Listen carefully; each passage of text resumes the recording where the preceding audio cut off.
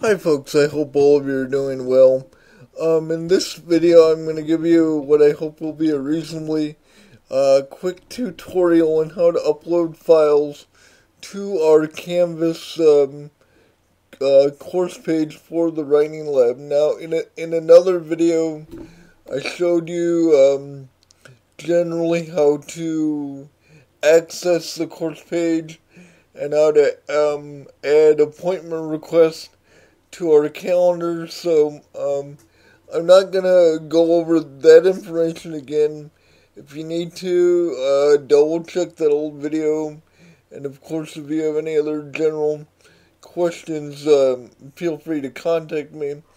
Having said that, if this video is anything like the other one, I would recommend viewing it in full screen mode so that it's easier for you to see everything that I'm talking about.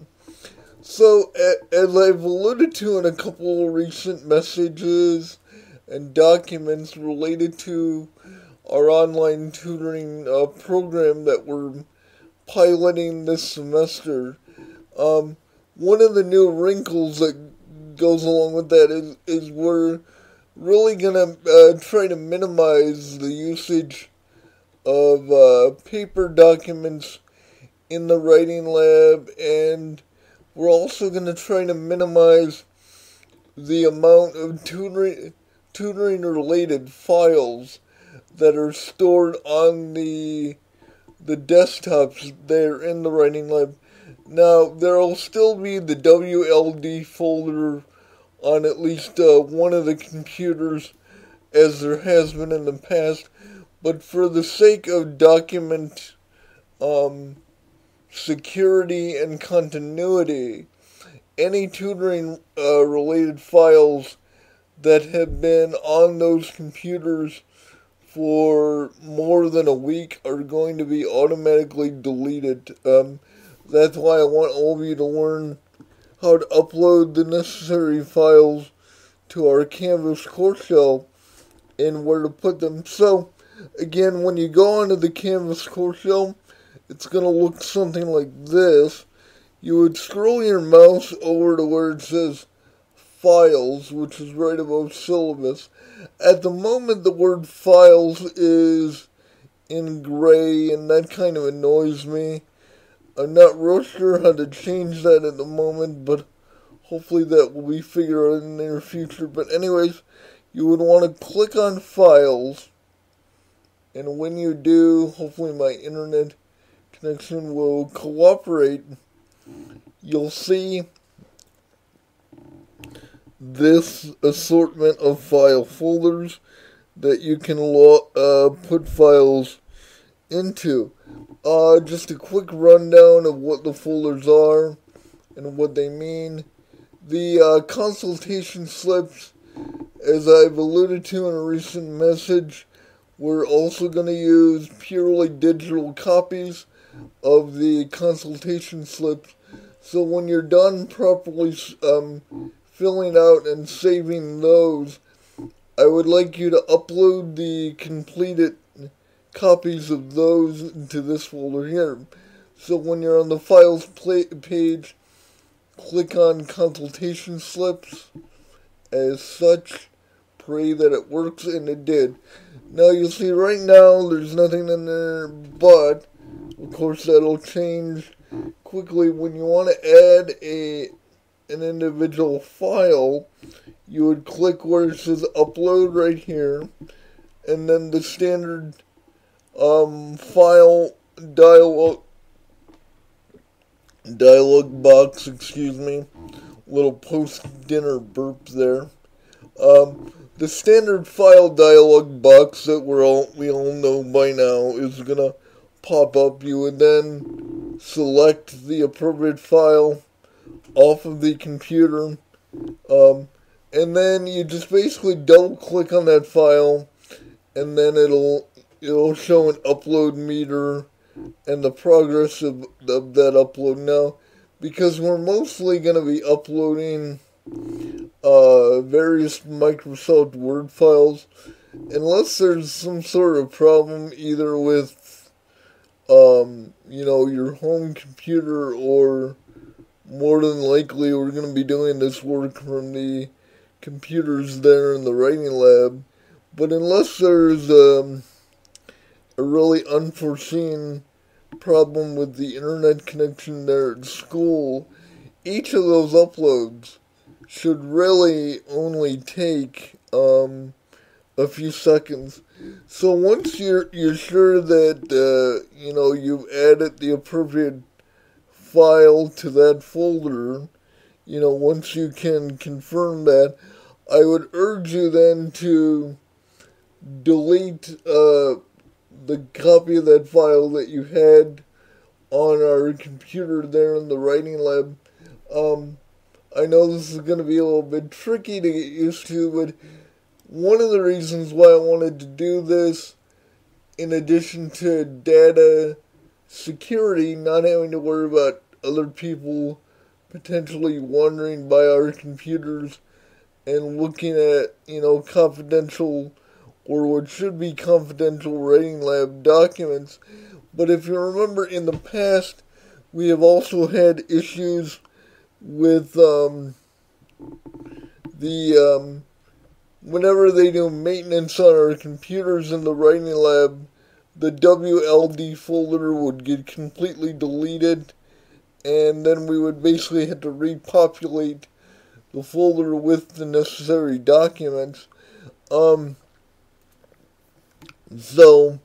that's, once we get used to this new system, folks, that's going to be the other real benefit, is obviously once we get the files uploaded to the appropriate space, we don't have to worry about any third party deleting them without telling us.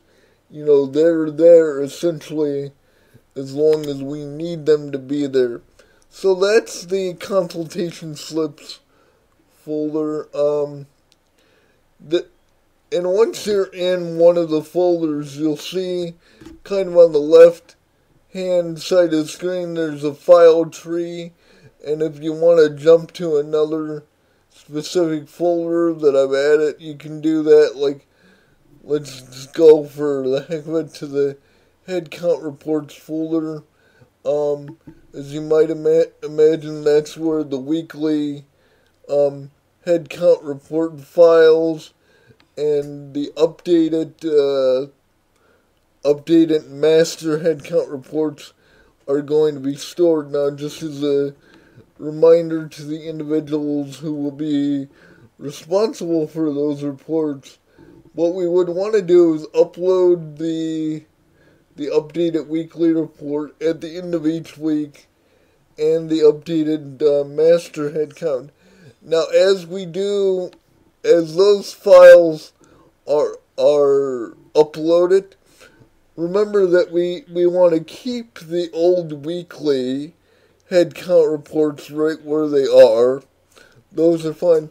But as we update the master head count files, we would want to make sure that we delete the old ones, because we don't want to have a stockpile of those. We want the individual weekly ones, but essentially we just want the most updated master head count report file. So those would go in there, and then if you look over here, again on the left side, the next file down on the list is where it says online tutoring request forms. When we get one of the faculty tutors gets a tutoring request in the Writing Lab's main email address, the firewrite@bgsu.edu, the tutoring request form that came along with that can be briefly stored on our desktop, but again, as far as long-term storage of those files, I want them added to the online tutoring request folder, which is third down on the list. And then on the bottom of the file tree here is outstanding tutor requests. The third one there, was online tutoring request forms. Again, when we get that request in, the completed tutoring request form is going to go in that area there. The document that I sent all of you on the policies and procedures has some information on how the file should be named for organizational purposes. But obviously, if you have questions or suggestions, feel free to contact me with that data. And then finally, down on the bottom, the outstanding tutoring request folder. What I want to have put in this folder is when we get the tutoring request in through that main email address. I want, especially if the tutor who receives the request is not sure that they can finish going over that paper before the end of their shift, I want that student's paper added to this folder here, so that the next, for two reasons. One, because our Canvas course shell is password protected by each of your individual login infos. The data will be more secure than what it was before. And also, when we store the data in these folders, it will make it easier for the next faculty tutor who comes on duty and is then responsible to pick up where their colleague left off. It'll make it much easier for that person to find the appropriate file and continue working on the student's paper until it can be completed and sent back to them. So, believe it or not, this is one of the shortest videos I've ever made. I think that's it for now, but as always, folks, if you have questions or concerns, or especially as we pilot this new program, even though I have my own vision of how I want things to run, believe me, especially among the faculty tutors, and the student tutors as well, I'm completely open to suggestions that you folks might have on how we can make this program run more efficiently, both for our staff and, more importantly, for the students whom we are going to serve through this program. So, again, that's it for now, but if you need me, each of you knows how to contact me. So until then, folks, take care and have a nice night. Bye.